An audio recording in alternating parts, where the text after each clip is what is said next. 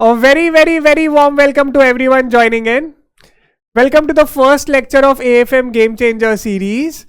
बच्चों, before moving on to the actual syllabus, actual chapters of your subject, अपन क्या करेंगे पता है क्या? We'll first understand certain basic concepts, some basic terminologies which includes time value of money, जो आपको पूरे syllabus throughout काम आने वाला है. मेरे को मालूम है तुम में से कुछ कुछ लोग ऐसे भी हैं जो जुगाड़ करके एफएम में से निकले हो. हाँ सर, है हम लोग ऐसे कुछ ना कुछ जुगाड़ करके हम पास तो हो गए. सर हमको ना आज तक इंटरपोलेशन में भी प्रॉब्लम आता है. For every student who just wants to brush up their concepts, their basic time value of money concepts, we'll just understand all the important terminologies which includes present value, discounting factor, present value annuity factor, IRR क्या होता है, NPV क्या होता है, and की क्या बोलते हैं प्रॉफिटेबिलिटी रेशियोज. ठीक है, so let's start with this. अगर आपके सर्टन कंसेप्ट्स ही वीक है तो मैं डिस्क्रिप्शन में टाइम स्टैम्प्स दे दूंगा. So what will happen is you can just navigate to that particular section, see that part and move to the first chapter which is bond valuation. ठीक है, चलो let's start. अपन एक काम करते हैं, एक एग्जाम्पल से चालू करते हैं. Now suppose you have rupees 10,000 with you as on today.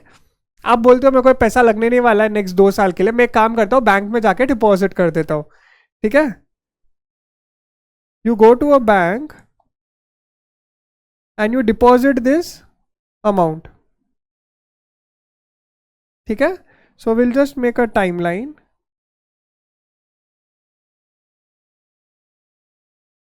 Year 0, year 1, year 2. So year 0 में आपने कितना पैसा इन्वेस्ट किया? 10,000. ठीक है, बैंक बोलता है आई will give you 10% per annum as rate of interest, but it will be simple interest. क्या वर्ड यूज किया मैंने? It will be simple interest. इसका मतलब क्या होता है? नाउ आपने 1 साल के लिए पैसा डिपॉजिट किया, दिस पीरियड बैंक ने क्या बोला, मैं 10% दूंगा. तो आपका इंटरेस्ट अमाउंट कितना होगा? 10,000 इंटू 10% मतलब 1,000 रुपीज. ठीक है, तो आपके अकाउंट में बैलेंस कितना हो गया अभी? ओरिजिनल 10,000 जो आपने प्रिंसिपल जमा किया था, बैंक ने 1,000 इंटरेस्ट क्रेडिट किया, तो मेरे पास टोटल है 11,000 in my account. Correct, but bank ने बोला है कि बैंक सिंपल इंटरेस्ट देगा. सिंपल इंटरेस्ट का मतलब क्या है?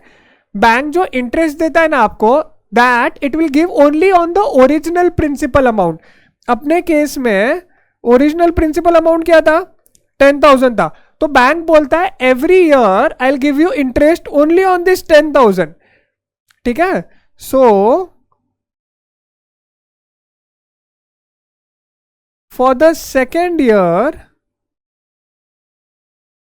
you are all again getting 10%, but you are getting 10% on the original 10,000. तो आपका इंटरेस्ट कितना होगा?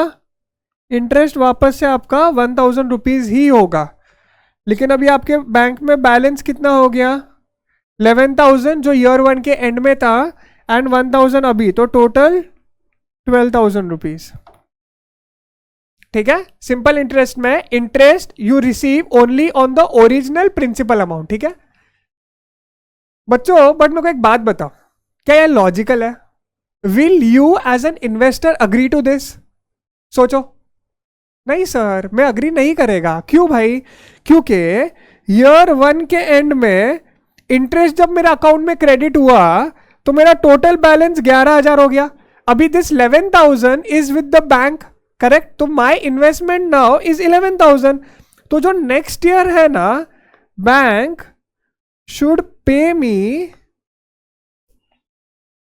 an interest at the rate 10% on 11,000. ये 11,000 का कंपोजिशन क्या है? 10,000 ओरिजिनल अमाउंट प्लस 1,000 ईयर 1 का interest. So the bank should give me interest on 11,000 rupees. So my interest will come to 1100 rupees.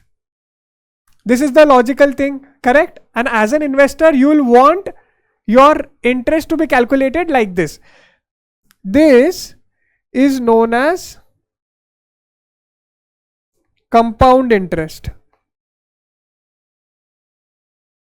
Compound interest मतलब क्या? जब बैंक आपका first interest credit करता है, तो ये जब फर्स्ट इंटरेस्ट क्रेडिट हुआ, तो for the next period you receive interest on original principal amount plus earlier interest also. That is known as compound interest. ठीक है? सो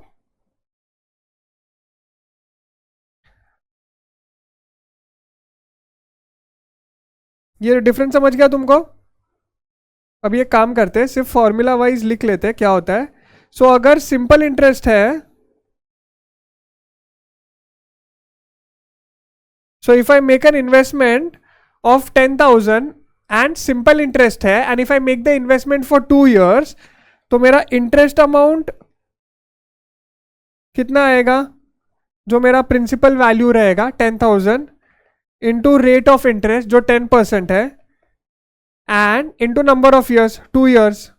ठीक है? This is simple interest. This will be my interest. यहाँ पे अपन n लिख लेंगे, formula लिख रहे इसलिए. So my interest will be 10,000 into 10% into 2. So my total interest would be 2,000 rupees. Sir तो मेरा फ्यूचर वैल्यू क्या हो जाएगा? फ्यूचर वैल्यू मतलब at the end of 2 years how much amount will you have in hand. तो मेरा future value will be my present value, the principal amount which I have deposited, plus the interest which will be 12,000 rupees. Correct? ये simple interest हो गया. Now compound interest अपन अलग colour से लिखते हैं, green में लिखेंगे. सर कंपाउंड इंटरेस्ट में फ्यूचर वैल्यू कैसे निकालते हैं? ये अपन ने बचपन से सीखा है, कॉमर्स में जब से है तब से सीखा. Future value is equal to present value into 1 plus r raise to n. ये फॉर्मूला आपने 11 से सीखा है. ठीक है? This is for compound interest, जहां पे after the end of first period जब इंटरेस्ट क्रेडिट होता है, नेक्स्ट पीरियड का interest you will get on original principal amount plus earlier interest. That is compound interest. ठीक है? सो अपन ने कितना इन्वेस्ट किया? 10,000. रेट ऑफ इंटरेस्ट कितना है? 10%. बच्चों यहाँ पे गलती मत, यहाँ पे लोग क्या गलती करते हैं कभी कभी, एब्सोल्यूट अमाउंट लेते, आर को 10 लेते. 10 नहीं लेने का. 10% मतलब 0.10 रेज टू 2. सो इसका आंसर क्या है अपना? 1.1. तो is equal to 10,000 to 1.21. So this comes to 12,100. कुछ ऑब्जर्व किया बच्चों? सिंपल इंटरेस्ट में आपको पैसा कितना मिला? 12,000. कंपाउंड इंटरेस्ट में आपको पैसा कितना मिला? 12,100. मतलब how much additional amount you got?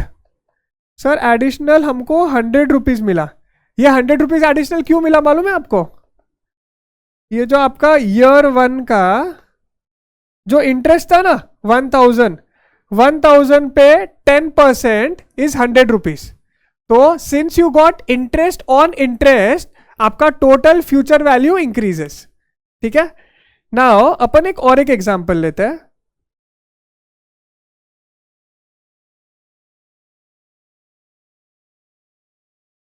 यही टाइमलाइन कॉपी करूँ क्या? नहीं, दूसरा टाइमलाइन बनाते. चलो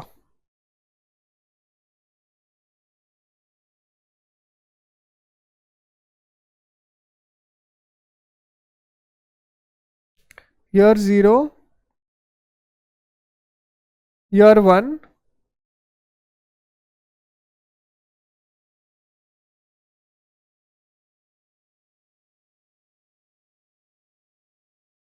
Q1, Q2, Q3। सर ये क्या किया आपने? मेरे को एक बात बोलो, बैंक में जब भी आप पैसा डिपॉजिट करते हो, क्या बैंक आपको ईयर एंड पे सेविंग्स का इंटरेस्ट क्रेडिट करता है? नहीं सर। बैंक जनरली आपको एवरी क्वार्टर इंटरेस्ट क्रेडिट करता है। ठीक है। सो अगर सपोज आपने 10,000 डिपॉजिट किया, तो बैंक, अपन ने रेट ऑफ इंटरेस्ट क्या पकड़ा था? 10% पकड़ा था। सो बैंक क्या करेगा? फर्स्ट क्वार्टर, मतलब फर्स्ट 3 मंथ्स का, ये रिकॉर्डिंग चालू है ना? चालू है। सो बैंक आपको फर्स्ट 3 मंथ्स का इंटरेस्ट क्रेडिट कर देगा after the eight the end of the quarter. So 10,000 into 10% into 3 divide by 12, तो आपको Q1 का इंटरेस्ट कितना आया? 250। तो आपके बैंक में टोटल डिपॉजिट अमाउंट कितना हुआ eight the end of Q1? It will B 10,250। Clear?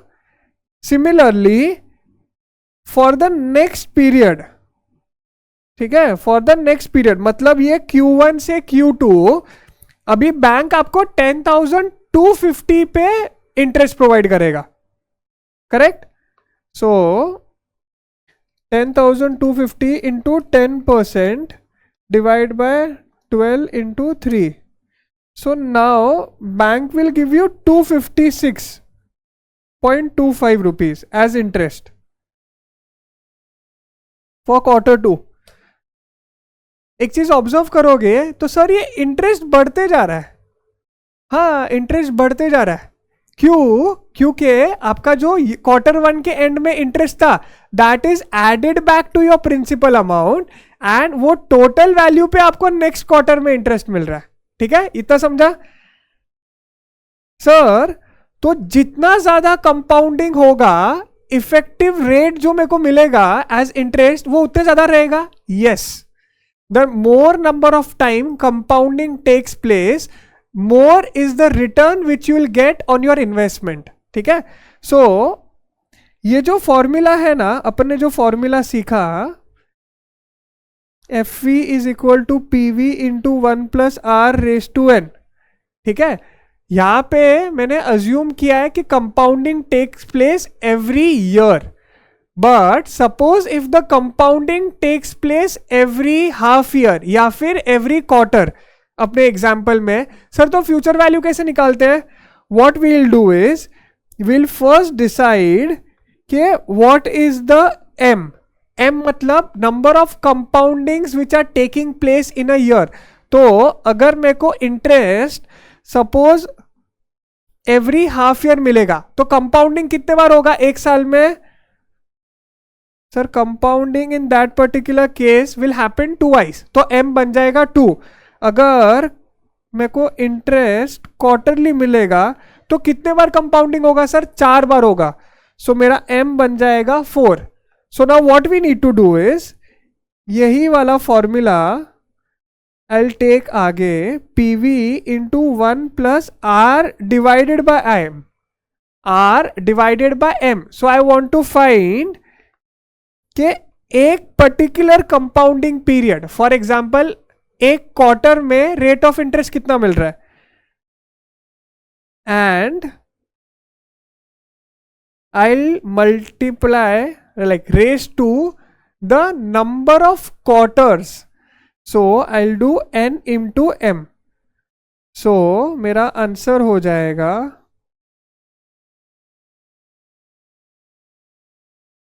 1+0.10 divided by 4।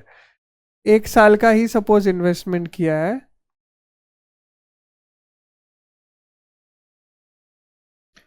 0.1 divided by 4 is equal to, so 1.025 raised to 4 is equal to,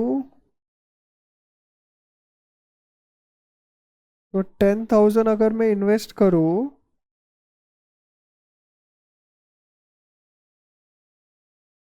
तो मेरा total amount which I get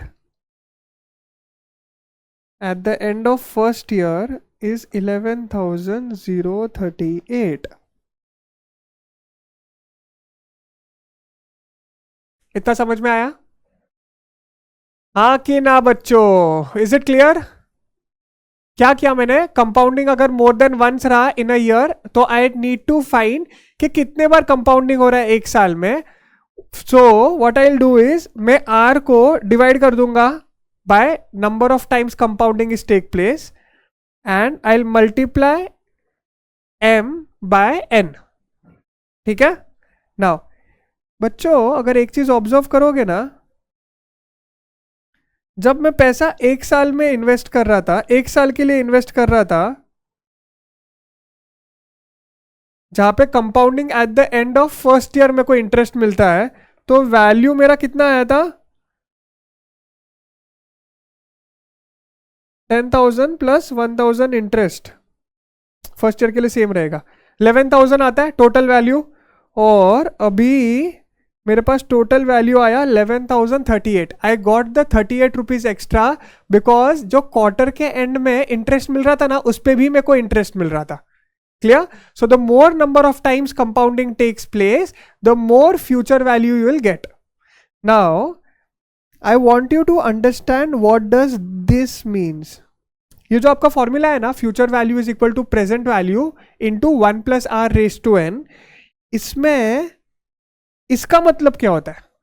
sir ये जो 1 plus r raise to n रहता है ना, इसको अपन yellow से highlight करेंगे अभी. इसको मैं बोलता हूं compounding factor. Sir compounding factor मतलब क्या? What do you mean by compounding factor? Compounding factor means if I invest 1 rupee today at R rate of interest for n period, then what is the future value which I'll get? So इसका answer अपने यहाँ पे क्या आया था? 1.21 आया था. इसका मतलब क्या होता है?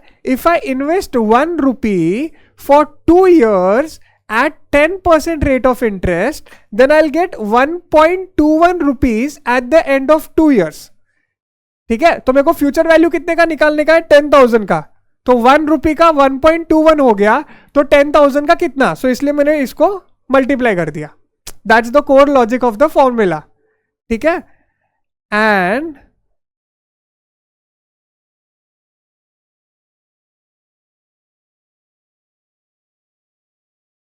ठीक है. सो ये समझ गया कंपाउंडिंग फैक्टर क्या होता है, सिंपल इंटरेस्ट क्या होता है, कंपाउंड इंटरेस्ट क्या होता है, कंपाउंडिंग फैक्टर क्या होता है. एंड अगर compounding takes place for more than 1 year तो कैसे निकालना अपन ने वो भी देख लिया. Now let us understand present value क्या होता है. मतलब will just see it from another, will flip the coin, will see it from another approach. ठीक है. Now future value is equal to present value into 1 plus r raise to n. ठीक है. That means if I want to reframe it, present value is equal to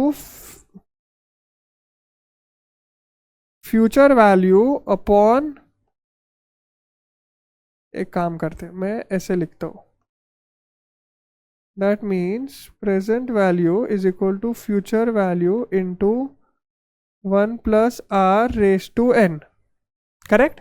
मैंने सिर्फ formula को present value के बाद का पूरा जो 1 plus r raise to n है वो ये साइड ला लिया, इसलिए वो 1 डिवाइड बाय हो गया. क्लियर? नाउ सो अगर सपोज सेम एग्जांपल है, ठीक है, किसी ने आपको बोला कि आफ्टर 2 years, तो किसी ने अगर आपको बोला कि 2 साल बाद I will give you 12,100 rupees. ठीक है.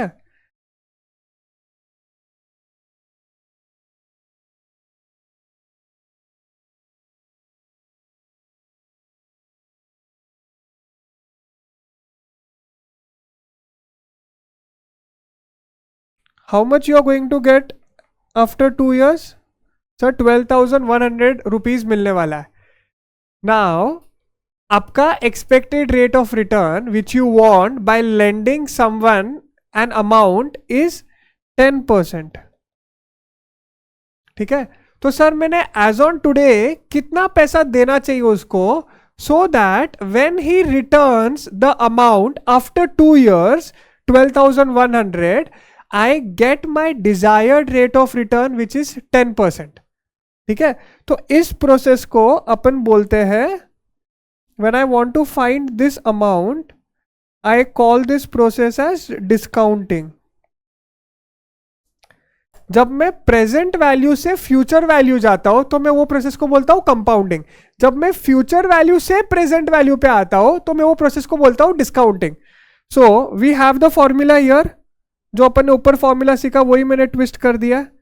तो मैं पूछेगा फ्यूचर में कितना पैसा मिलने वाला है, 12,100 into 1 divide by 1 plus R कितना है 0.10 raise to 2. I am assuming कि compounding takes place at the end of the year. ठीक है, जनरली अगर किधर भी कुछ नहीं दिया रहेगा तो अपन वही अज्यूम करते हैं कि compounding takes place at the end of the year. So इसका आंसर क्या आता है, 1 divide by 1.1 is equal to ये फैक्टर्स कैसे कैलकुलेट करने हैं ना, कैलकुलेटर शॉर्टकट्स ये भी मैं दिखाऊंगा, पहले एक बार कंसेप्ट सीख लेते हैं अपन. 12,100 इंटू, हाँ सर हमको कैलकुलेटर शॉर्टकट्स भी दिखा दो एक बार. सब दिखाएगा मैं बच्चों. ठीक है, so 0.8264 into 12,100, your answer comes to 10,000. इसका मतलब क्या हुआ, अगर मैं आज उसको, अगर if I am going to receive 12,100 at the end of second year and I want to decide कि मेरे को आज उसको कितना पैसा देना चाहिए so that I get my 10% rate of return, तो your answer will come to 10,000. Clear. Now बच्चों एक चीज ध्यान रखना, ये फॉर्मूला में ये जो है ना 1 divide by 1 plus r raise to n, this we call as discounting factor. Discounting factor मतलब क्या, how do you interpret it. See number calculate करना कोई बड़ी बात नहीं है, इंटरप्रिटेशन इंपॉर्टेंट है. ये डिस्काउंटिंग फैक्टर का इंटरप्रिटेशन क्या है, it means what is the value of 1 rupee which I want to find the value as on today of 1 rupee which I am going to receive at the end of nth year and my expected rate of return is R. So यहां पे जब मैंने ये factor calculate किया ना, इसका answer क्या आया 0.8264. what do you, if I want to interpret it, what is the interpretation, the value of 1 rupee which I am going to receive at the end of second year at our rate of interest, उसका as on today economic value is 0.8264. Sir तो जो future में 1 रुपया मिलने वाला है उसका value as on today come हो गया, सिर्फ 0.82 रुपीज है. क्यों ऐसा, सिंपल है बेटा, इंटर में सीखा था time value of money. What does time value of money says, कि अगर मैं आज सपोज तुमको 1 लाख रुपए दूं, आई गिव यू 2 choices, कि मैं तुमको आज 1 लाख रुपीज गिफ्ट करता हूं या फिर आई will give you 1 lakh rupees eight the end of 1 year. आप क्या प्रेफर करोगे. सर पैसे को कौन नहीं बोलेगा, जितना जल्दी दो उतना अच्छा है. What is the reason behind it? What is the reason? Why do you want that amount jaldi? I'll break that component. First thing, for example, today in that rupees 1 lakh, you can get a iPhone 16, 17 ले लो, चलो 17 आ जाता है. Suppose you get iPhone 17 1 lakh रुपए में. Sir आप मेरे को जब 1 साल बाद दोगे तो हो सकता है क्या होएगा ही जनरली कि ये आईफोन का प्राइस 1,05,000 हो गया. Same iPhone, exact same quality, same iPhone 17.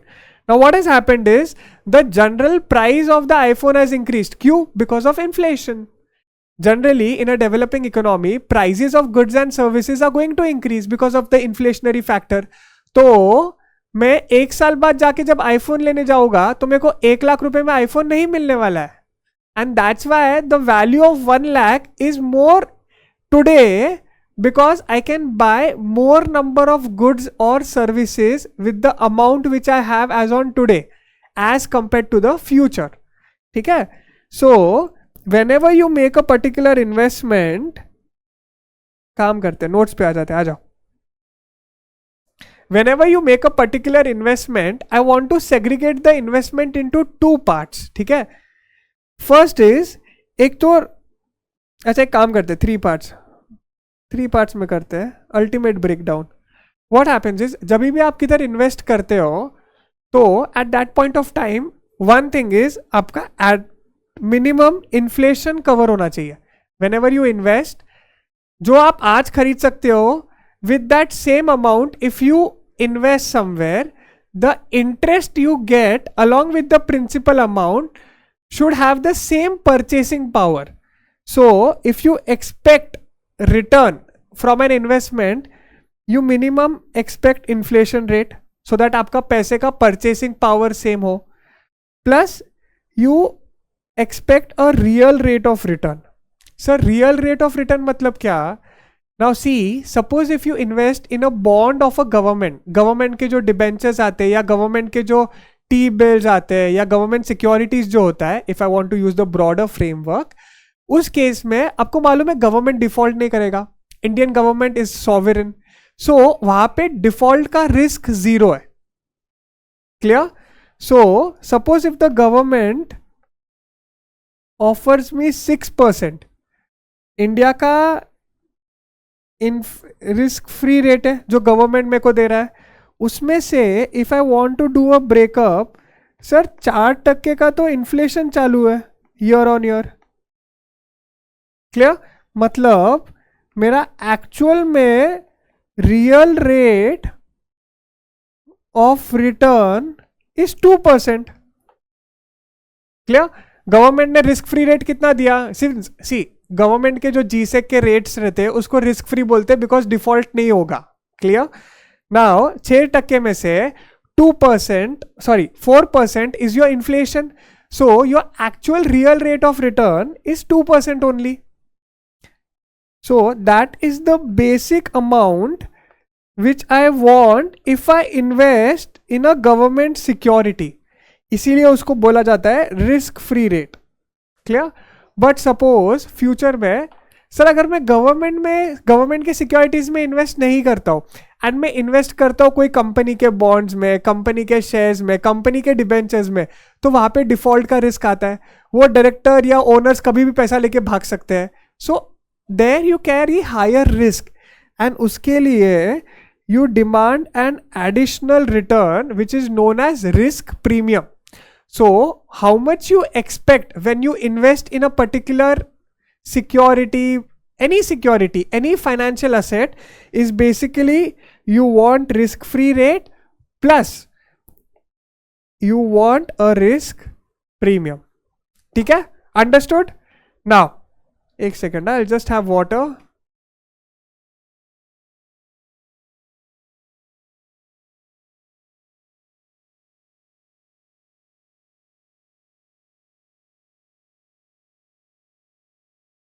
चलो हो गया. Now let's move on.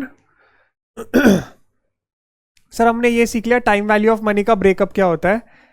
उसके बाद so these are the notes के copies I am attaching in the Telegram group. Kindly go to the Telegram group, notes ले लो, have a quick overview. So what is time value of money? 1 rupee received today is more valuable than same rupee which is received in the future. Now, future value कैसे निकालते हैं? If we are following simple interest, तो interest rate computed strictly on the original principal amount which is initially deposited. Interest earn in year 1 does not earn any interest in year 2. So आपका interest का formula क्या बन जाता है? I is equal to P into R into N. So future value क्या हो जाएगा? Original principal जो आपने डिपॉजिट किया है plus the interest amount. Now compound interest का भी फॉर्मूला अपन ने कर लिया है. कंपाउंड इंटरेस्ट क्या होता है? Future value is equal to present value into 1 plus r raise to n. What is the differentiating factor? Interest earned in each period is instantly added back to the principal pool. So in the next period your interest earns interest. ठीक है sir. ये जो factor है 1 plus r raise to n, इसको भी इसको अपन बोलते हैं कंपाउंडिंग फैक्टर. ठीक है. Now what does it indicates? Is it indicates the future value if I invest 1 rupee today for n years at our rate of interest. ठीक है. एक चीज हमेशा ध्यान रखना बच्चों, तुमने फ्यूचर वैल्यू ये कंपाउंडिंग फैक्टर कैलकुलेट किया, सपोज एंड वो लेस देन 1 आया, समझ लेना तुम्हारा कंपाउंडिंग फैक्टर गलत है. क्यों? क्योंकि आज तुम अगर 1 रुपया इन्वेस्ट करोगे फॉर एनी ड्यूरेशन, 1 साल, 6 महीने, 12 साल, कुछ भी, that will always be more than 1. So your compounding factor should always be greater than 1. So what to do if compounding takes place more than once a year? You find m and तुम formula में r को m से divide कर दो और n को m से multiply कर दो. Now next topic which we'll cover is annuity. Sir annuity क्या होता है? Annuity is basically, चलो ये स्केच पेन टाइप लग रहा है, ये यूज करते हैं.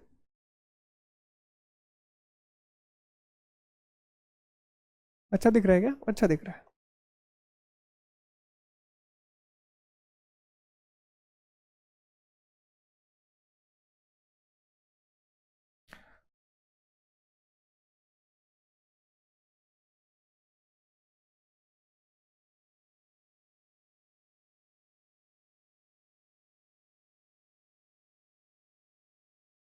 So, sir, what is the meaning of annuity? Annuity means if there is a series of cash flows, cash inflow या cash outflow having a same amount, अपने केस में 10,000, correct, with equal intervals. If you see everywhere the interval between two cash flows is 1 year. And the third condition is having a finite timeline. यहाँ पे timeline कितना है, कब तक आपको cash flows आएंगे? सर 4 years तक कैश फ्लो आएंगे. That is nothing but annuity. So coming back to the notes, an annuity is a series of equal periodic payments, अपने केस में 10,000, made or received at regular intervals, अपने case में 1 year का interval था, over a specific period of time which is 4 years. So for a series of cash flows to be termed as annuity, this all 3 conditions should be fulfilled together. ठीक है. Now sir, suppose अपन ने ये example लिया कि future में आपको 10,000 rupees मिलने वाले एवरी ईयर फॉर 4 years. ठीक है, at the end of each year. तो what is the present value today और what is the amount which I should be willing to invest if I want this future cash flows? तो इसमें एक चीज missing है. क्या? हमेशा ध्यान रखना, प्रेजेंट वैल्यू और फ्यूचर वैल्यू के कैलकुलेशंस में देयर आर 2 इंपॉर्टेंट थिंग्स जो आपके पास हमेशा होनी चाहिए. क्या? पहली तो सबसे important, rate of return. What is your expected rate of return? आपको चाहिए कितना इन्वेस्टमेंट करने से? सर मेरे को चाहिए suppose 10% from investing in this particular security, जहां पे मेरे को 4 साल कैश फ्लोज आने वाले. And what is the n year? यहाँ पे एन इज 4 years. ठीक है. Now what do I want to determine? I want to determine how much is the value as on today which I am willing to pay for this particular financial asset. ठीक है, तो मैं क्या करेगा sir, आपने मेरे को क्या सिखाया था पहले, अगर फ्यूचर वैल्यू, फ्यूचर में कोई वैल्यू मिलने वाला है तो through discounting we can find the present value. बराबर है, परफेक्ट, एकदम परफेक्ट. तो मैं क्या करेगा, मैं इसका प्रेजेंट वैल्यू निकालेगा 10,000 का, करेक्ट. फिर मैं ईयर 2 का प्रेजेंट वैल्यू निकालेगा, फिर मैं ईयर 3 का प्रेजेंट वैल्यू निकालेगा, और फिर मैं ईयर 4 का प्रेजेंट वैल्यू निकालूंगा. ठीक है. नाउ बच्चों, मैंने तुमको क्या बताया था, this 1 divide by 1 plus r raise to n is the discounting factor. Correct. अभी इसमें कैलकुलेटर में कैसे करना है, एक बार जिनको जिनको नहीं आता है एक बार सिर्फ ध्यान दो. So what I will do is 1 divide by 1.1. Correct. R is 10, so 1 divide by 1.1 ले लिया कैलकुलेटर पे. जब मैं पहली बार इज इक्वल टू प्रेस करूंगा ना, तो it will give me the discounting factor at the end of first period which is 1 year. उसका आंसर कितना आया, 0.9091. जब मैं दूसरी बार इक्वल टू दबाऊंगा तो it will give me the compounding factor, sorry discounting factor at the end of second year which is 0.8264. और एक बार third time equal to दबाऊंगा तो it will give me the discounting factor for the third year 7513. And similarly for fourth year it will B 0.6830. This is the discounting factor. Discounting factor का मतलब क्या है, value of 1 rupee which you are going to receive at the end of first year, उसका value as on today is 0.90. Value of 1 rupee which you are going to receive at the end of second year, उसका as on today value is 0.82. Similarly for year 3 and year 4. तो अगर मेरे को 10,000 का निकालना है तो मैं क्या कर सकता हूं, अभी इसमें दो ऑप्शंस है. चलो पहले अपन ये वाला कंप्लीट करते हैं. So the value of 10,000 which I am going to receive at the end of first year is 9091. At the end of second year is 8264. At the end of third year is 7513. And at the end of fourth year is 6830. Correct बच्चों? So the total value as on today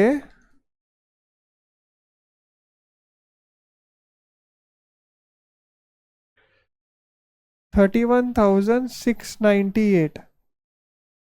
इसका मतलब क्या हुआ, future में जो भी cash flows होने वाले हैं मेरे को, उसको if I want to bring it as on today, तो उनका true value as on today is 31,698.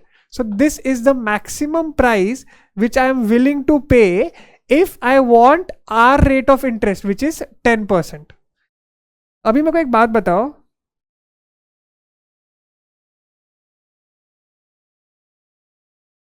मैं क्या करता है,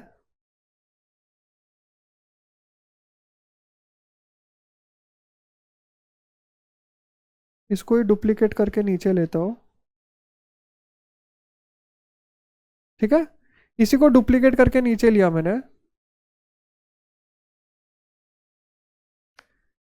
now since this cash flows they all represent the value of 1 rupee at the end of each year. तो sir मैं इसका directly total ले लेता हूं ना, तो मेरे को टोटल आ जाएगा, करेक्ट, कि what is the value of 1 rupee which I am going to receive at the end of each year, what is the value as on today. Correct है भाई. सो तू क्या करेगा, इन सबका टोटल ले लेगा, 0.9091 प्लस 0.8264 प्लस 0.7513 प्लस 0.6830. कितना आ गया, 3.1698. ठीक है, मैंने क्या किया है, मैंने इन चारों का टोटल लिया है. This 3.1698 is known as present value annuity factor. Annuity क्यों, बिकॉज 1 रुपी कॉन्स्टेंटली मिलने वाला है फॉर 4 years. क्लियर. नाउ इसका इंटरप्रिटेशन क्या होता है? Sir what does this number signifies 3.1698? Plain English में बोलू ना, every year you are going to get 1 rupee, year 1 के एंड में, ईयर 2 के एंड में, 3 and 4, तो टोटल आपको कितना मिला? 4 रुपए मिल रहे. But if I want to find कि वो 4 रुपए का value as on today economic value क्या है, if I want 10% rate of return, तो उसका इकोनॉमिक वैल्यू है 3.1698. सो अगर 1 रुपी 4 साल के लिए मिले तो उसका वैल्यू 3.1698 है, तो 10,000 का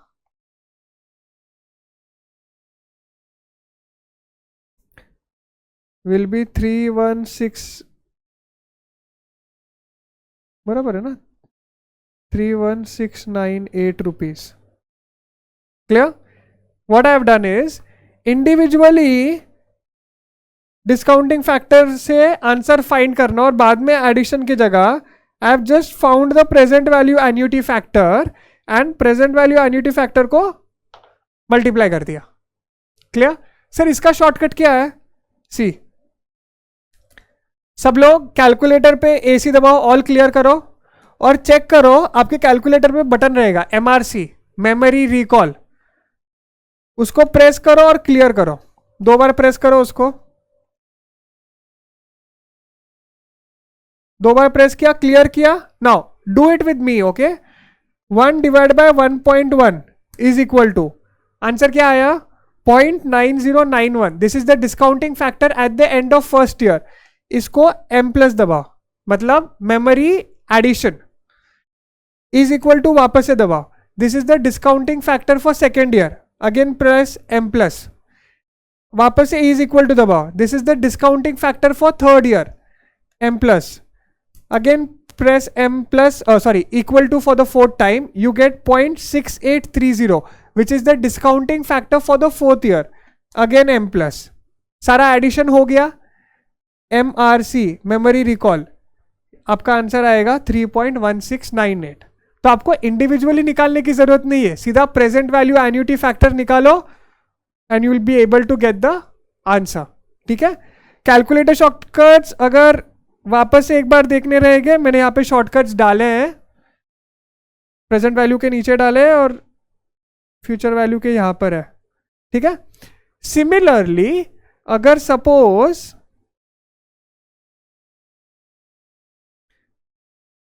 नेक्स्ट एग्जाम्पल लेते हैं,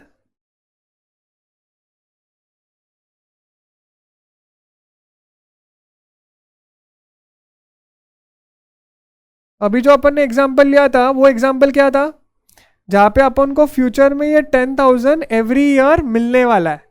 sir suppose eight the end of every year on 31 मार्च मैं इन्वेस्टमेंट करता हूं, मैं इन्वेस्टमेंट कितने की करता हूं? 10,000. Clear? So I want to find the future value I want to find the future value at the end of fourth year.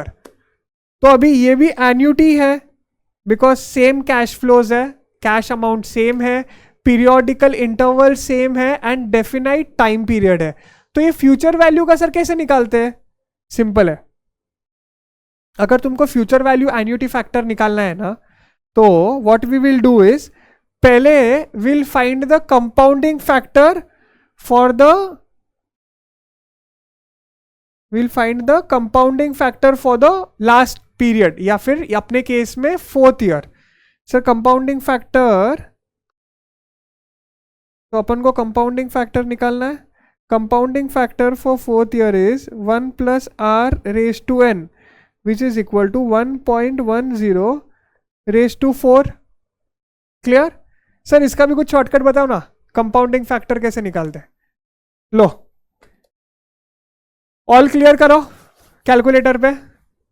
Now जब आप 1.1 लेते हो ना, and next step is press into equal to, तो क्या आ गया आपको? 1.21 आया रहेगा कैलकुलेटर पे.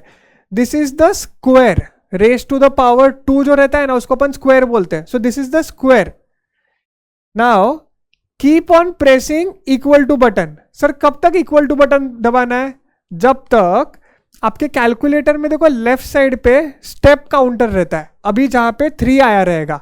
सो यू वांट रेस टू 4 ना, तो स्टेप काउंटर 5 होना चाहिए।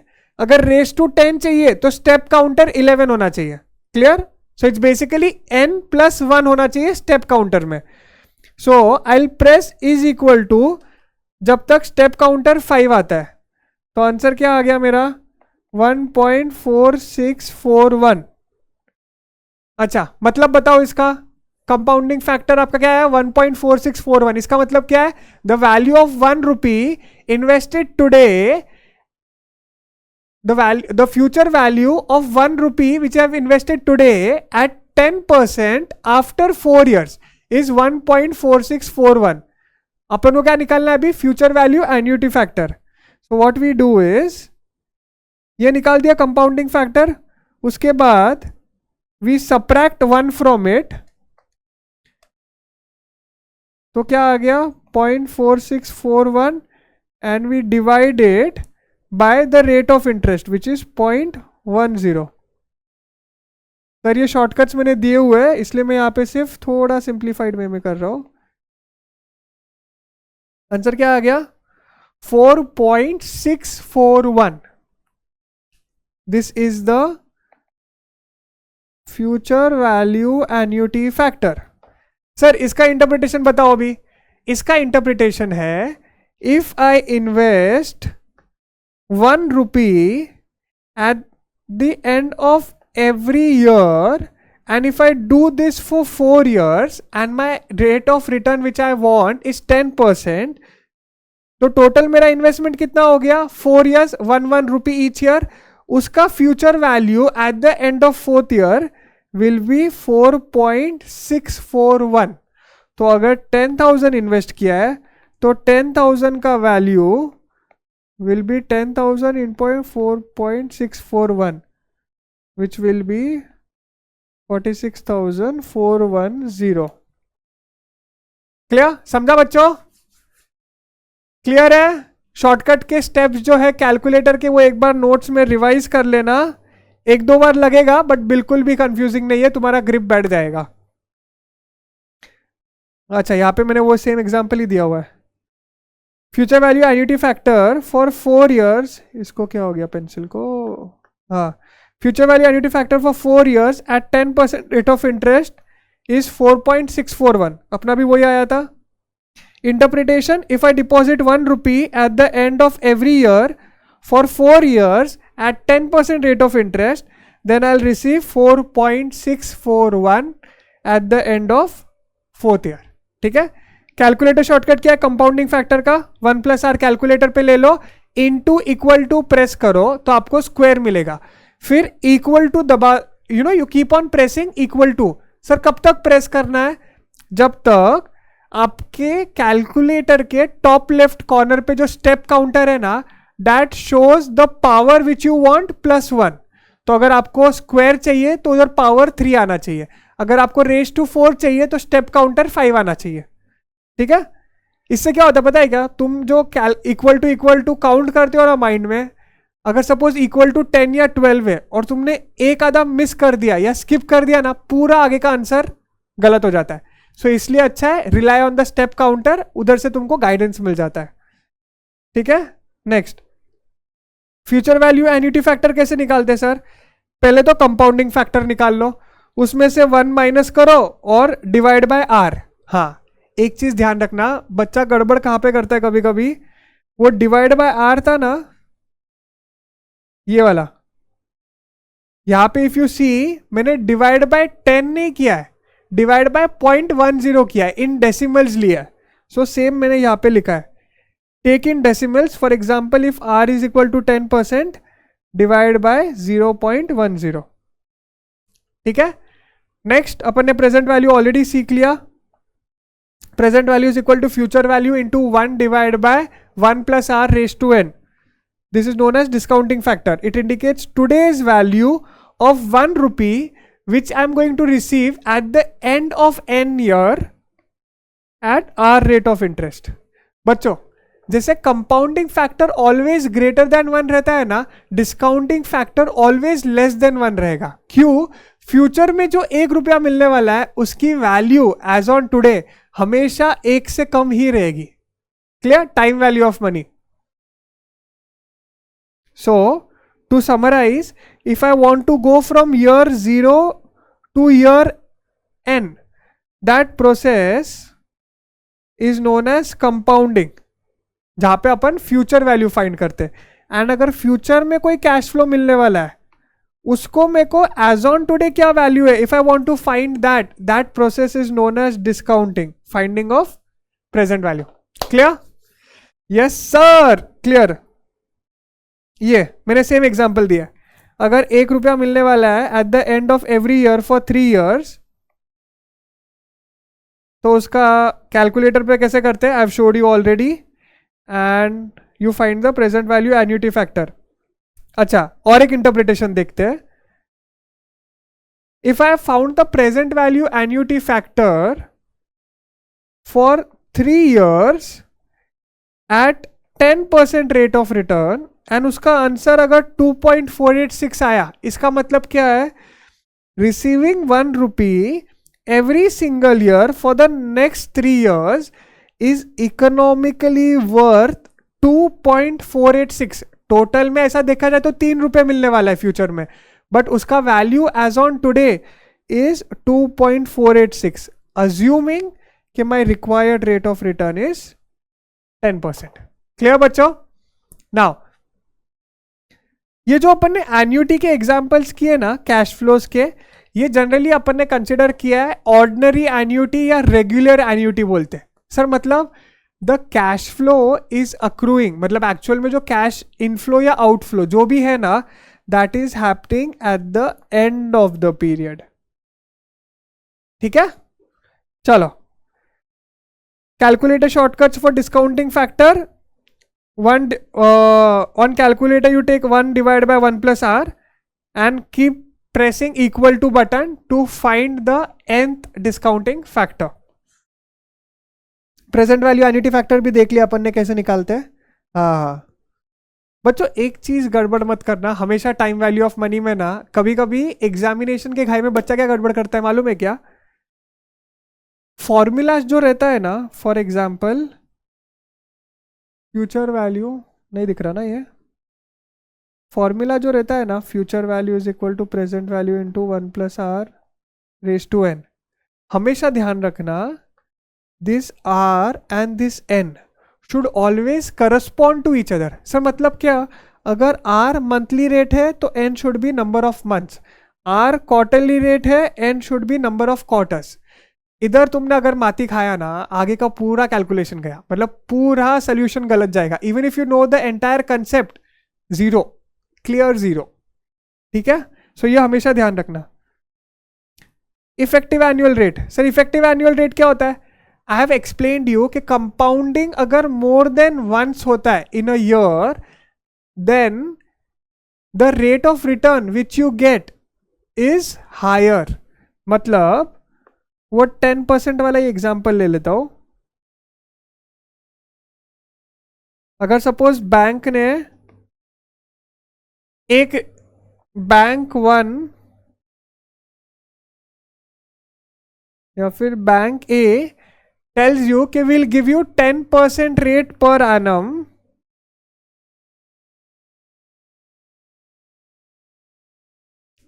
Compounded yearly. ठीक है, at the end of every year compounding होगा. दूसरा बैंक टेल्स यू के will give you 10% per annum but compounded suppose half yearly. क्या बात कर रहे हो सर?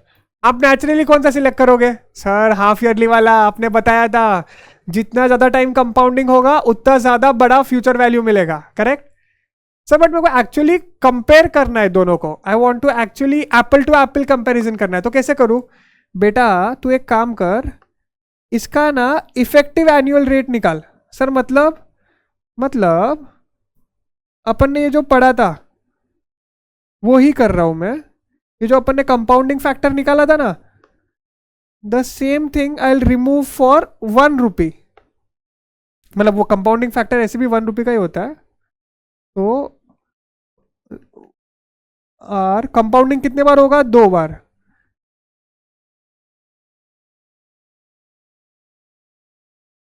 इसका आंसर कितना आया? सो 0.1 डिवाइड बाय 2 मतलब 0.05. सो 1.05 इंटू इक्वल टू, मेरे को स्क्वायर निकालना है. आंसर क्या आया? 1.1025. Sir this is the value of 1 rupee which you have invested after 1 year. तो इसमें प्रिंसिपल अमाउंट 1 रुपी भी इंक्लूडेड है, तो वो मैं माइनस कर देता हूं. तो मेरा आंसर क्या आता है? 0.1025. That is nothing but 10.25% per annum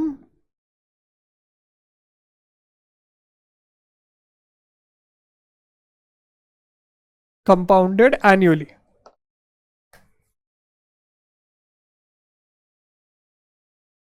digest करो, डाइजेस्ट करो. मैंने क्या किया? कंपाउंडिंग फैक्टर निकाला. 1 रुपया इफ आई इन्वेस्ट टुडे, उसका future value after 1 year is 1.1025. उसमें से जो ओरिजिनल 1 रुपी था वो निकाल दिया. तो एक्चुअल में इंटरेस्ट कितना मिला? 10.25. जबकि यहां पे कितना मिलता अगर ईयरली कंपाउंड होता? तो 10 ही मिलता. यहां पे 10.25 मिला.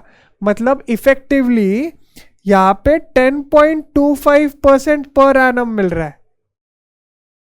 अगर मैं कंपाउंडिंग एन्युअली, यहां पे कंपाउंडिंग एन्युअली है ना, मेरे को एप्पल टू एप्पल कंपैरिजन करना है, तो I can not compare 10% per annum compounded yearly with 10% compounded half yearly.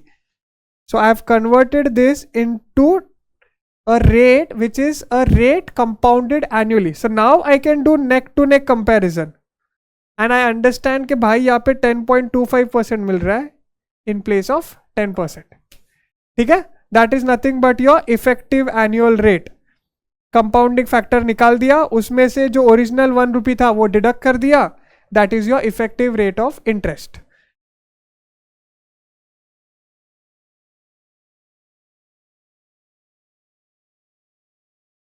चलो, we'll move to the next topic, which is net present value and IRR. Now, suppose you are the CEO or CFO of a company, ठीक है? And there is a project in which you have to make an investment of 1 lakh crores. ठीक है sir, बहुत बड़ा project है. हाँ भाई, बहुत बड़ा प्रोजेक्ट है. अपन सिंप्लिसिटी के लिए 1 लाख पकड़ते हैं, ठीक है? वो अमाउंट बहुत बड़ा हो जाएगा. So you have to make an investment of 1 lakh in a project. Sir वो प्रोजेक्ट में इन्वेस्ट करने से होने वाला क्या है कि for the next 3 years I am going to receive certain cash flows. So what are those cash flows? Year 1 के एंड में मेरे को 40,000 मिलेगा, ईयर 2 के एंड में 50,000 मिलेगा, एंड ईयर 3 के एंड में 30,000 मिलने वाला है. ठीक है? नाउ सर प्रॉब्लम क्या है? फिर मेरे को ये डिटरमाइन करना है कि मुझे ये प्रोजेक्ट में इन्वेस्ट करना चाहिए कि नहीं करना चाहिए. Okay okay. So for that how will I take that decision whether to invest in a particular project or I shouldn't invest? What I'll do is I'll first find what is my expected or required rate of return. Sir ये company को expected rate of return या required rate of return कहाँ से मिलता है? See, what happens is company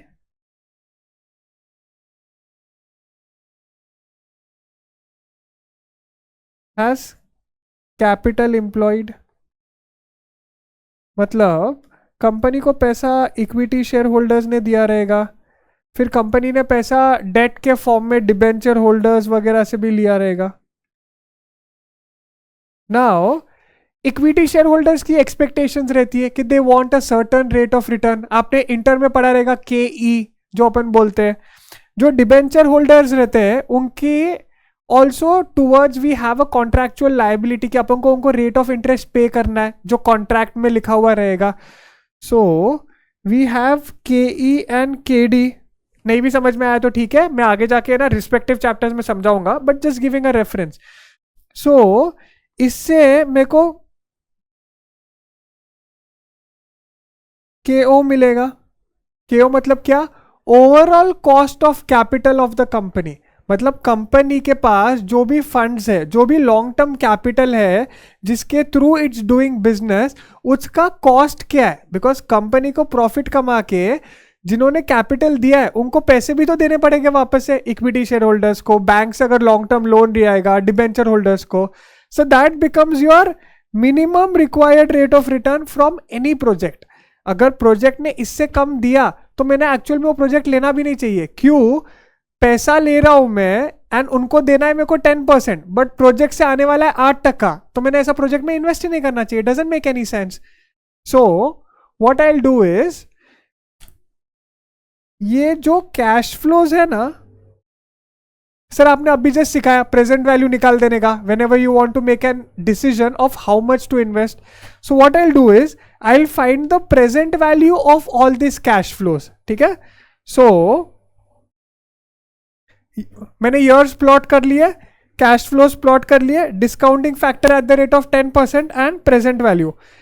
year 0 I have put it in negative sign, bracket में रखा है because it is a cash outflow.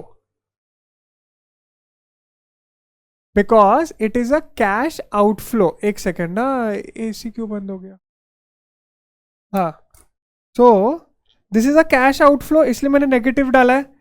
What is the value of outflow as on today? Sir आज ही 1 lakh invest करना पड़ेगा. So this the present value is 1 lakh only. Now year 1 के end में जो cash flow मिलने वाला है 40,000, उसका अपन डिस्काउंटिंग फैक्टर निकालते हैं. सर डिस्काउंटिंग फैक्टर कैसे निकालेंगे? 1 divide by 1 plus r. R क्या है?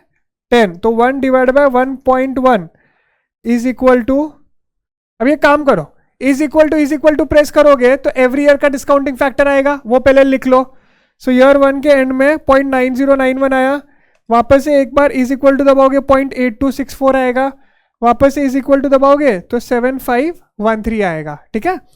So now I multiply this and find the present value of 40,000 which I am going to receive at the end of first year.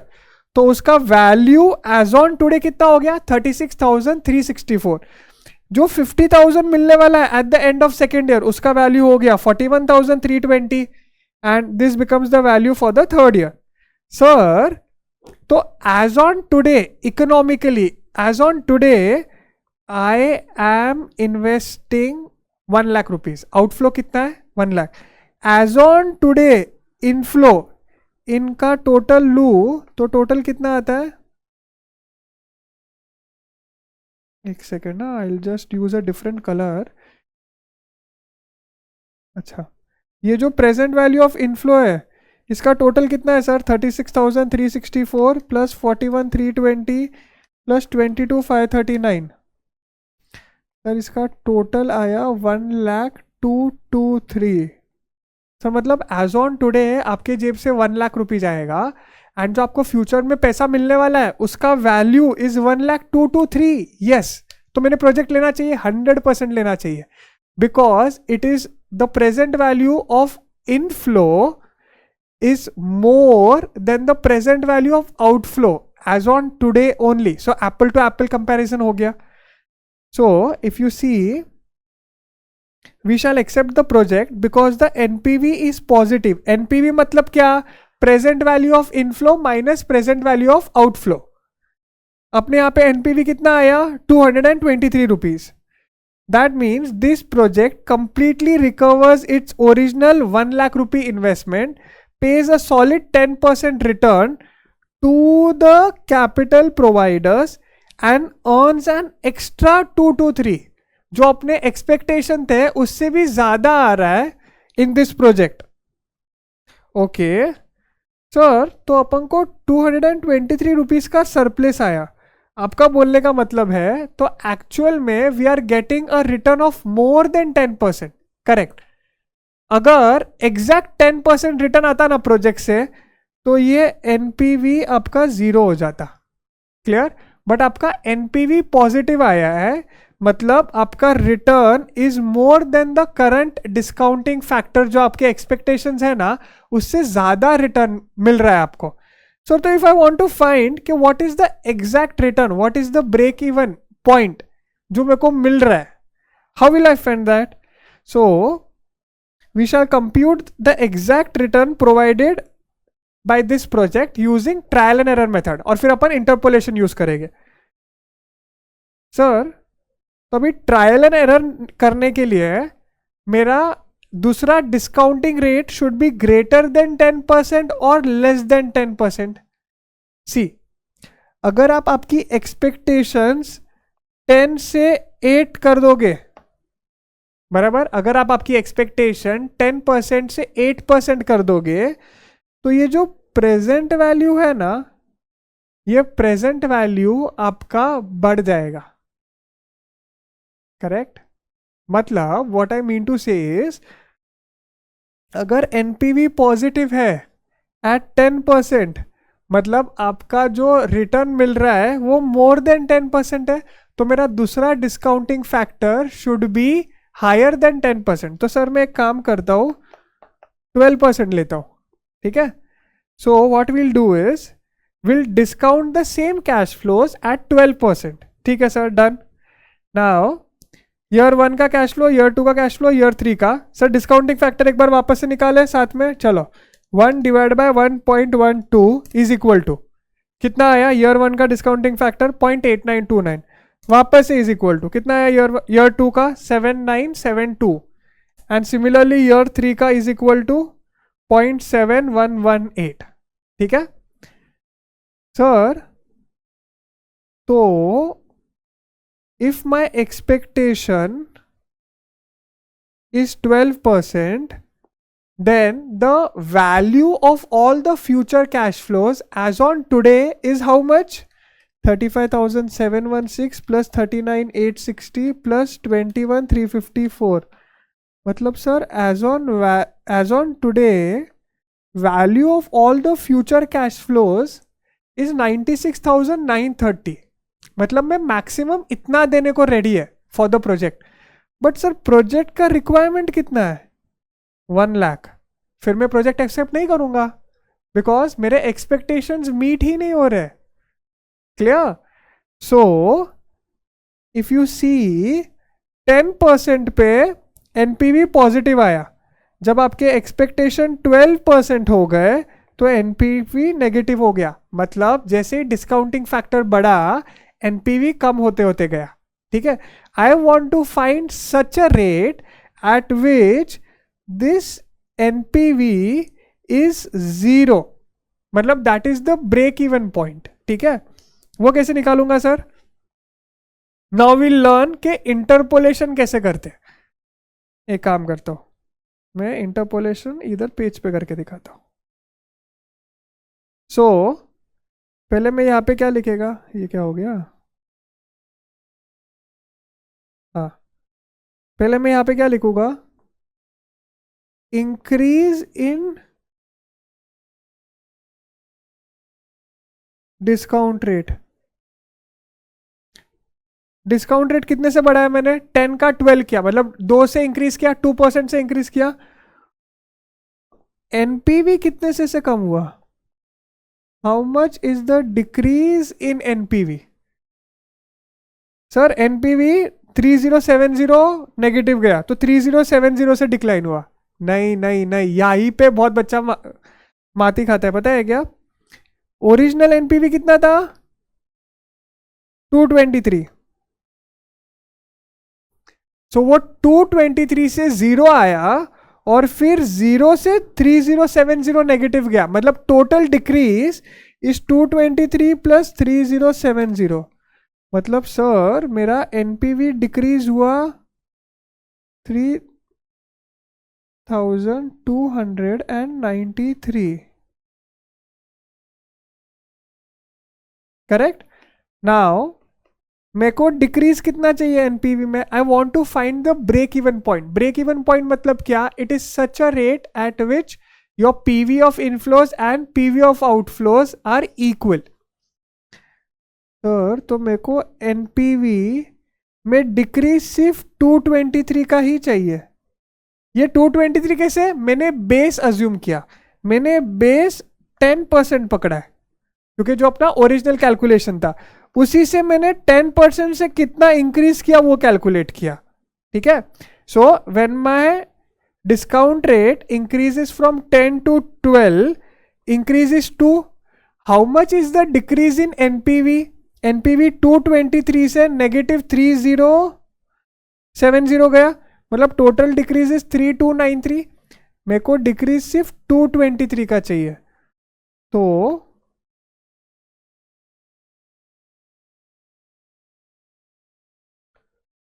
How much increase should be there so that मेरा NPV 0? Simple है, cross multiplication करो, this into this which is 2 into 223 and then you divide by this factor 3293। Answer क्या आया? 2 into 223 divide by 3293, और answer आता है हमारा 0.1354। मतलब इतना अगर मैं ऐड करूँगा in that particular case my NPV will be 0। सो मेरा बेस क्या था? 10%, मैंने ऐड कितना करना है? 0.1354%। सो मेरा एक्चुअल में return which I am getting from the project is 10.1354%। ठीक है, this is nothing but also known as technically as IRR, internal rate of return. Now बच्चों ये समझ लिया अपन ने। एक चीज ध्यान रखना, IRR में एक इनहेरेंट अजम्पशन है।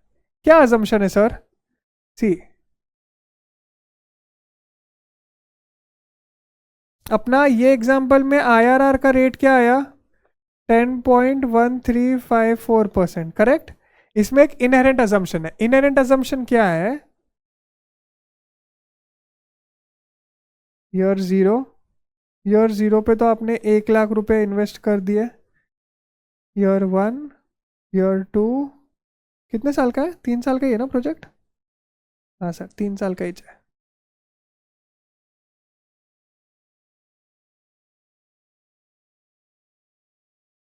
मैं काम करता हूँ,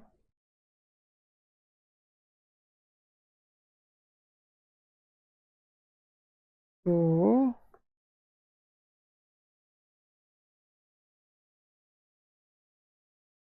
ईयर 1 के एंड में कितना मिल रहा था? 40,000, 50,000, 30,000।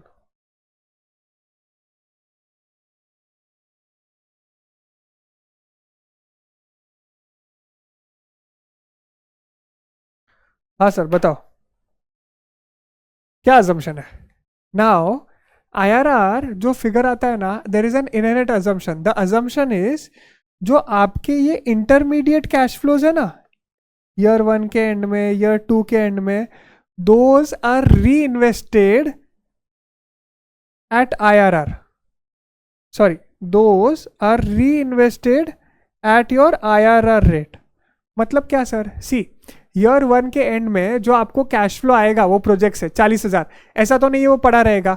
Either you will invested in a different project. IRR assumes कि आपके पास दूसरा री इन्वेस्टमेंट अपॉर्चुनिटी है जहां पे आपको मिनिमम 10.1354% रिटर्न मिलने वाला है। That is the assumption of IRR। You want to see how? अपन एक बार इसको प्रूफ भी करेंगे, ठीक है। नाउ मैं एक काम करता हूं, ये जो 40,000 है ये ईयर 3 के एंड तक, थोड़ा अपन डायग्राम अच्छा बनाएंगे, चल रहा है टाइम पास नहीं अभी। ये जो ईयर 1 के एंड में 40,000 मिला वो अपन 2 इयर्स के लिए इन्वेस्ट करने वाला है, ठीक है। एंड ईयर 2 के एंड में जो अपन को 50,000 मिला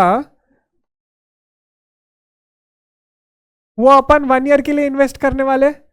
सो मेरे को एक बात बोलो, अपन इसका फ्यूचर वैल्यू निकालते हैं। क्या निकालते हैं? फ्यूचर वैल्यू निकालते हैं। ये जो 40,000 है,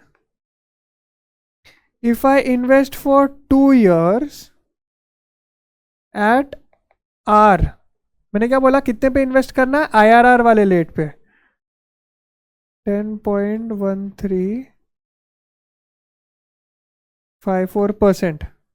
ठीक है, तो इसका अमाउंट कितना आएगा सर, कैसे निकालेंगे, कंपाउंडिंग फैक्टर निकालेंगे सबसे पहले। कंपाउंडिंग फैक्टर कैसे निकालते हैं, 1 प्लस आर मतलब 1.101354 इंटू इक्वल टू करूंगा तो मेरे को रेस टू 2 मतलब स्क्वायर आ जाता है। ठीक है, सो कंपाउंडिंग फैक्टर आ गया 1.213 इंटू 40,000, तो value of this 40,000 will be equal to 48,519 rupees. ठीक है सर, समझ गया। सर ये जो 50,000 है जो ईयर 2 के एंड में मिलने वाला है, ये सिर्फ 1 साल के लिए इन्वेस्टेड रहेगा, करेक्ट। तो 50,000 n is equal to 1 year, r 10.1354%, compounding factor क्या आएगा, 1 प्लस आर रेस टू 1 मतलब 1.101354 आएगा इंटू 50,000। कितना हो गया ये,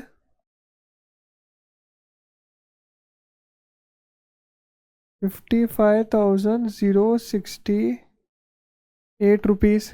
ठीक है, और टोटल कितना हो गया,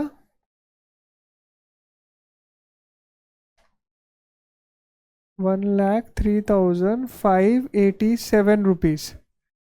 ये किस चीज का फ्यूचर वैल्यू है, ये मेरे को इंटरमीडिएट जो कैश फ्लो थे वो मैंने री इन्वेस्ट किए and I get this eight the end of 3rd year, plus year 3 के एंड में कितना मिलने वाला है सर, 30,000 मिलने वाला है।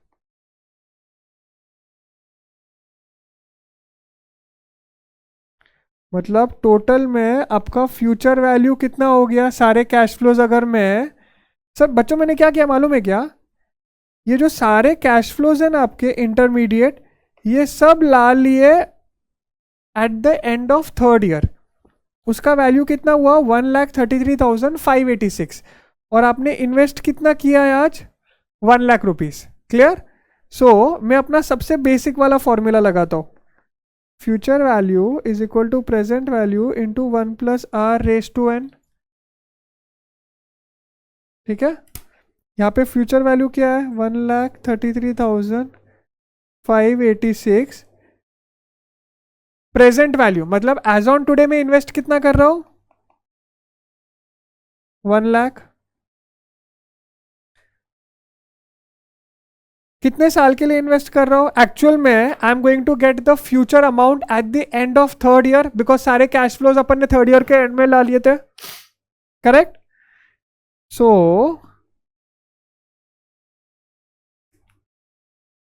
1.3359 is equal to 1 plus r raised to n which is 3 years। ठीक है, मतलब मेरे को अभी 1.3359 का क्यूब रूट निकालना पड़ेगा। मैंने रेस टू 3 का पावर यहां से लेके यहां पे ला लिया। सर ये कैसे निकालते हैं, इसके लिए कैलकुलेटर शॉर्टकट में दिखाता हूं, चलो आ जाओ कर लो मेरे साथ। लो कैलकुलेटर पे 1.3359 लिया, पहले तो will press the root button 12 times, 1 2 3 4 5 6 7 8 9 10 11 12। ठीक है, उसके बाद -1 सर कर दिया, -1। उसके बाद जो भी आपको पावर चाहिए ऊपर उससे मल्टीप्लाई कर लो। अभी अपन को क्या पावर चाहिए, इंटू 1/3 चाहिए ना, सो इंटू 1 डिवाइड बाय 3 कर लिया सर, और इसके बाद +1 डन सर।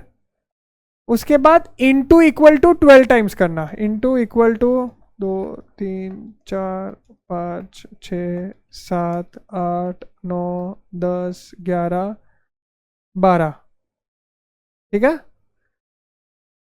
ये जो फाइनल आंसर आया, ये आंसर कितना आया आपको? 1.10।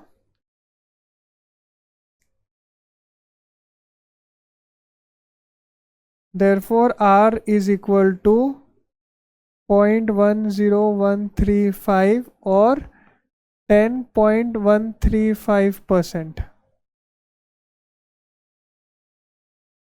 क्या समझा बच्चों? IRR कितना आया था अपना? 10.1354। ये आंसर कितना आया? 10.135। ये कब मैच हुआ? जब intermediate cash flows were reinvested at IRR. When intermediate cash flows were reinvested at IRR, तब अपना जाके आंसर मैच हुआ। मतलब IRR में इनहेरेंट अजम्पशन है कि the intermediate cash flow should be reinvested at IRR, ठीक है। सर पॉसिबल है कि हमेशा आपके पास अपॉर्चुनिटी रहेगा? सपोज कोई प्रोजेक्ट का आपको IRR आया 17%, 18%, इज दैट नंबर करेक्ट? मतलब मेरे को बाद में री इन्वेस्टमेंट के लिए अपॉर्चुनिटीज मिलेगा एट 18%? मे भी नहीं मिलेगा। देन उस टाइम पे कैसे इवेल्युएट करते हैं? उसी टाइम पे आपने इंटरमीडिएट में सीखा रहेगा मॉडिफाइड IRR, जहां पे जो री इन्वेस्टमेंट रेट है ना वो अपन रियलिस्टिक लेते, जो इन द नियर फ्यूचर या फिर इन द प्रोजेक्ट टेन्योर अपन को लगता है what can be the rate of return which we can get on another reinvestment project that we consider. उसके लिए we learn modified IRR। Advance capital budgeting वाले chapter में अपन देखेंगे, ठीक है। IRR समझा? री इन्वेस्टमेंट रेट का जो अजम्पशन है वो समझा? हाँ सर समझ गया, done. So IRR is such a rate at which PV of inflows is equal to PV of outflows. Now what is the relationship between discount rate? जब डिस्काउंट रेट अपन बढ़ाते हैं एनपीवी कम होता है। जब डिस्काउंट रेट 10 था NPV positive था 223। जब discount rate बढ़ा दिया 12 कर दिया एनपीवी नेगेटिव हो गया। So discount rate and NPV has a inverse relation. Clear? Done sir, समझ गया। चलो, that completes with the entire time value of money. क्या क्या सीखा सर अपन ने? प्रेजेंट वैल्यू कैसे निकालते हैं, फ्यूचर वैल्यू कैसे निकालते हैं, कंपाउंडिंग फैक्टर क्या होता है, डिस्काउंटिंग फैक्टर क्या होता है, फ्यूचर वैल्यू एन्युटी फैक्टर क्या होता है, प्रेजेंट वैल्यू एन्युटी फैक्टर क्या होता है, एनपीवी क्या होता है, IRR क्या होता है। क्लियर? नाउ अभी है ना, मैं आपको सिर्फ एक बार इनकम स्टेटमेंट का ओवरव्यू दे देता हूं and then will close for this basics of AFM and start with your first chapter, ठीक है। नाउ अपन जब इनकम स्टेटमेंट बनाते हैं, what I have done is I have taken the gross revenue starting में, ठीक है। उसमें से जो भी कॉस्ट ऑफ गुड्स है वो मैंने माइनस कर दिया, तो मेरे को क्या मिलेगा सर? मेरे को ग्रॉस प्रॉफिट अमाउंट निकलेगा, ठीक है। नाउ आफ्टर ग्रॉस प्रॉफिट मेरे बिजनेस के ओपेक्स रहते हैं। ओपेक्स मतलब क्या सर? Operating expenses. मेरे डे टू डे बिजनेस को चलाने के लिए जो भी ऑपरेशंस कैरी आउट करने के लिए whatever expenditures are required, whatever activities are required, those are my opex. आपके बिल्डिंग के प्रीमाइसेस का रेंट हो गया, फिर आपका मार्केटिंग एक्सपेंसेस हो गया, आपके अकाउंट्स की टीम रहेगी, FP&A टीम रहेगा आपका, सो प्रोफेशनल फीस हो गया, लीगल एक्सपेंसेस हो गया, these all form part, staff का salary, these all form part of your operating expenses. तो मैंने वो माइनस कर दिया। उसके बाद क्या बचता है? EBITDA, earnings before interest, tax, depreciation and amortisation, EBITDA, ठीक है। उसमें से सर डेप्रीसिएशन भी माइनस कर दो, तो क्या बचेगा? EBIT, earnings before interest and tax. अभी एक चीज ध्यान रखना, अब बहुत बार सुनोगे the word operating profit. Operating profit मतलब क्या? जो मैंने core business activities carry out किए, वो ऑपरेशंस कैरी आउट करने से जो प्रॉफिट बना that is known as operating profit, which is nothing but EBIT। Sir it does not differentiate between आपने पैसा कहाँ से लाया बिजनेस करने के लिए, इक्विटी से सारा पैसा लिया या डिबेंचर होल्डर या डेट होल्डर से पैसा लिया, इट डजंट डिफरेंशिएट्स दैट. क्यों? क्योंकि अभी तक मैंने इसमें से इंटरेस्ट माइनस ही नहीं किया ना, इंटरेस्ट में आगे जाके माइनस करने वाला हूं. So this EBIT is the operating profit of the company. It measures the absolute earning capacity of your core business assets, completely ignoring how those assets were financed. Clear है? So अभी EBIT operating profit आ गया, उसमें से जो interest liability है वो minus की. क्या बचता है आपके पास? सर EBT या PBT बचता है, अर्निंग्स बिफोर टैक्स या प्रॉफिट बिफोर टैक्स. उसमें से जो टैक्स पे करना है गवर्नमेंट को वो निकाल दिया. बचता क्या है? EAT और PAT, अर्निंग्स आफ्टर टैक्स और profit after tax. Sir preference dividend, yes, उसमें से आप प्रेफरेंस शेयर्स अगर कुछ इशू किए रहेंगे तो प्रेफरेंस शेयर्स का जो प्रेफरेंस डिविडेंड रहेगा वो निकाल दो. And the final amount which is left is nothing but which is available for equity shareholders. We also call it as EAES, earnings available to equity shareholders. ठीक है? Clear? कुछ profitability ratios. See what is gross profit margin? Gross profit margin is gross profit divide by sales. जब भी मैं margin word use करता हूं ना, generally I want to find the ratio as a percentage of sales. So gross profit margin कितना है?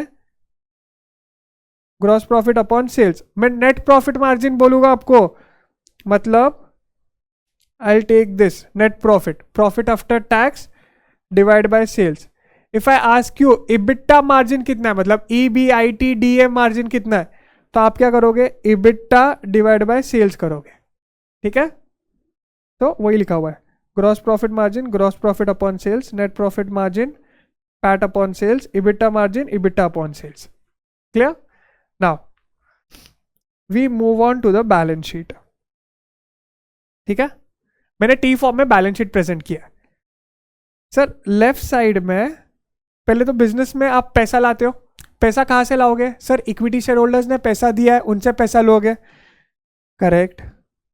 फिर आपने लॉन्ग टर्म बोरिंग्स भी ले सकते हैं, from long term borrowings from bank or from debentures or from bonds.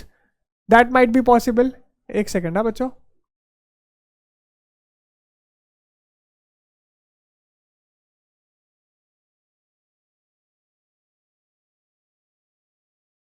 हाँ, सो आपने लॉन्ग टर्म बोरोइंग्स लिए हो सकते हैं फ्रॉम बैंक, या you might have issued debentures और bonds.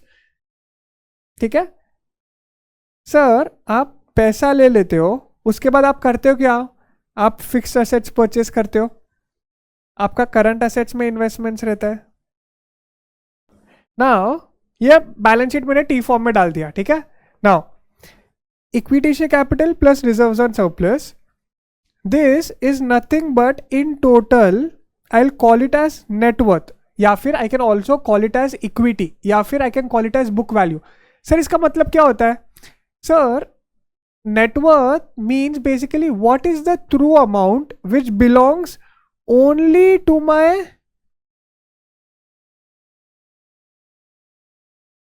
equity shareholders. What is the amount which completely belongs to the equity shareholders is nothing but net worth. इसको निकालने के दो तरीके. लाइबिलिटी साइड अप्रोच, मतलब आप equity share capital plus reserves and surplus ले लो, या फिर असेट साइड अप्रोच, आप टोटल असेट्स ले लो, उसमें से ये वाला जो पार्ट है, कौन सा वाला sir? Long term borrowing and current liabilities, ये माइनस कर दो. So you will get this remaining aspect which is net worth. ठीक है? Next one, sir what is this capital employed? See बच्चों, बिजनेस में लॉन्ग टर्म के लिए आपको जो फंड्स रिक्वायर्ड है to carry out your business, या तो आपने इक्विटी शेयर होल्डर से लिया ही रहेगा पैसा, but you also might have taken long-term borrowings for your business purposes, and the entire money which you have for the long term equity plus long-term borrowings is the capital which you have employed in your business. So my total capital employed in the business becomes my net worth, मतलब basically मेरा equity का सारा पैसा plus long term borrowings, that is nothing but my capital employed. ठीक है, फिर उसके बाद राइट साइड पे आपके पास फिक्स एसेट्स है, करंट एसेट्स है और यहाँ पे करंट लाइबिलिटीज है. सर और एक टर्म होता है ना वर्किंग कैपिटल, वो क्या होता है? Working capital is nothing but current assets minus current liabilities. Current assets minus current liabilities. So what does working capital demonstrates? It's basically what is the short-term liquidity funds which you require to manage your day-to-day operations. For example, आपका debtors में पैसा blocked हो सकता है, आपका inventory में पैसा blocked रहेगा, आपके पास लेकिन कैश तो हाथ में रहेगा, तो you will add that. Sir but मेरे को करंट माई संडे क्रेडिटर्स को पेमेंट करना रहेगा, that becomes current liabilities. So working capital मतलब क्या? It is the amount of money a company has available to operate after deducting its current liabilities. Clear? It measures a company's short-term liquidity. कैसे निकालते हैं? Working capital is current assets minus current liabilities. What is net worth? Equity or book value? It represents the total value that truly belongs to the equity owners. कैसे निकालते हैं? Liability side approach, या तो equity से capital plus reserves and surplus, या फिर total assets minus total liabilities. ठीक है सर. कैपिटल एम्प्लॉयड क्या है? It is the total amount of long term funds which are deployed in the business. Most important point, to generate operating profits, EBIT. क्यों EBIT sir?